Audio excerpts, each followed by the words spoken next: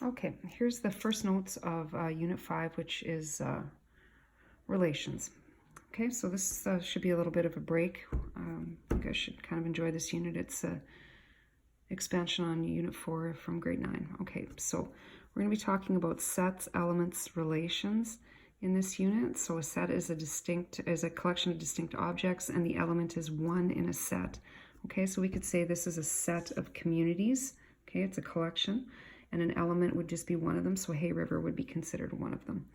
Okay, things that we need to remember. We've done some of these before. Relations can be represented as ordered pairs. You've done that before. Sets, this might be something new. Okay, table of values, you've done that before. So here's an example of a table of values. What's going to be weird in this unit is we're not always going to be working with numbers. Sometimes we're going to be working with words. Okay, so word descriptions, mapping diagrams, which are also called arrow diagrams. And this is what I refer to them as all the time. And there's a reason why I call them that all the time, and that's because there are actual arrows there, so that kind of clicks in. Equations, so we did work with that last year and also this year. And then some graphs. So some of this is going to be familiar and some of it's going to be new. Okay, so let's talk about this. We can represent a relation as a table. Northern communities can be associated with the territories they are in. So consider the relation represented by this table. So right over here, okay, here's the communities, which would be sort of like what you would think of as your X values, and these are your Y values. So Hay River is in the Northwest Territories. Okay, so describe in words. So this is something that we just simply memorize, okay? We go, this relation shows the association. Now this part right here is the part that you sort of make up yourself. So you have to think, how would I describe Hay River in connection with Northwest Territories? Okay, and a simple way to say is located in, right? Hay River is located in the Northwest Territories, and this just comes with practice, okay? And then this is just standard. What I have kids do is I just have them memorize or sort of copy this piece, make up this piece, and then from a set of, what are these? Northern communities, to a set of, what are these? Okay, because we always do our X values first, followed by our Y values, and these are territories. Okay, if I asked you to represent it as a set of ordered pairs, now remember ordered pairs go X, Y. So the first ordered pair is Hay River, Northwest Territories. So we just do it like we did before.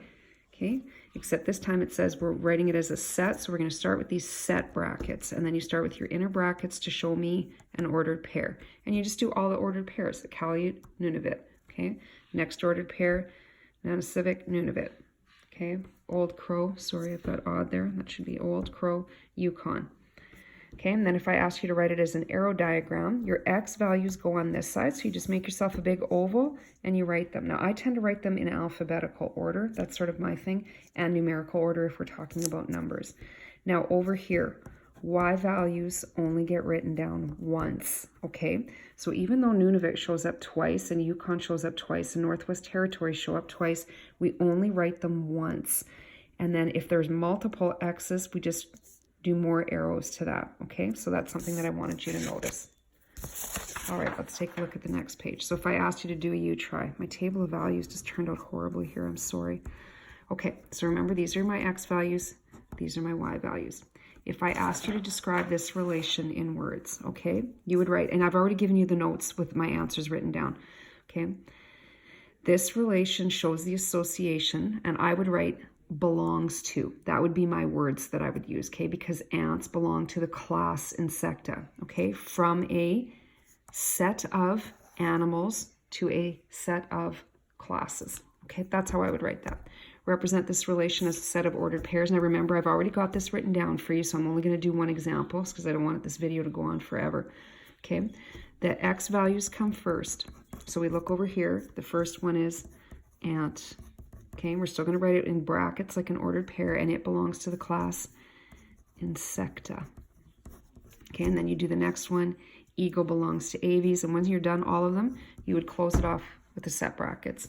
As an arrow diagram, X values go first. So here our animals would go ant, eagle, etc. Okay, and then belongs to is the words I would use. My Y values go over here, so I would write Insecta. Okay, and then I would go like this, draw my arrow diagram. Okay, moving on.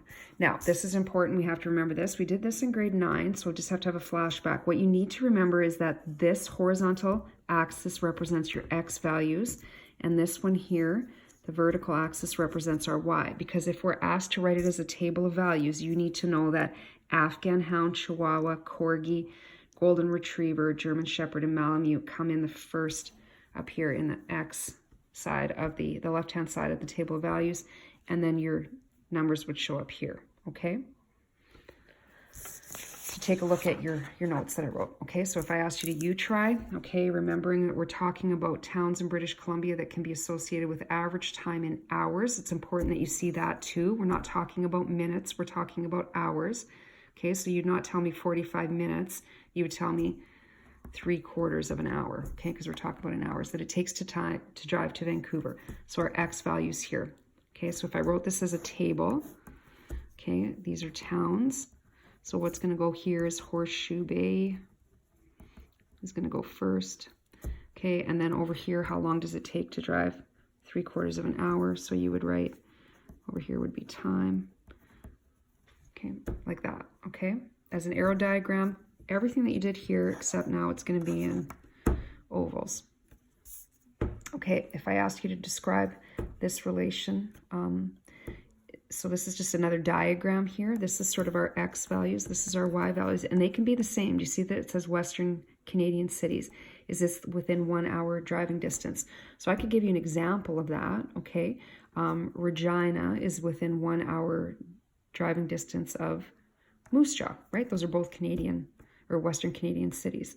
Okay, so again, if we wrote it in words, this relation shows the association is within 1 hour driving distance from a set of, these are cities, to another set of cities. Okay, that's a-okay to do it like that. So if I asked you to write some ordered pairs that belong to that, I just gave you an example. Regina, Moose Jaw. Okay, you could also have Regina, Lumsden. Okay, that satisfies those. Okay, so you're going to give that a whirl. And then I've given you an assignment that's attached there. Okay, and I'll post this one again. Got a Zoom meeting today. You know that you can text or call me anytime though. All right.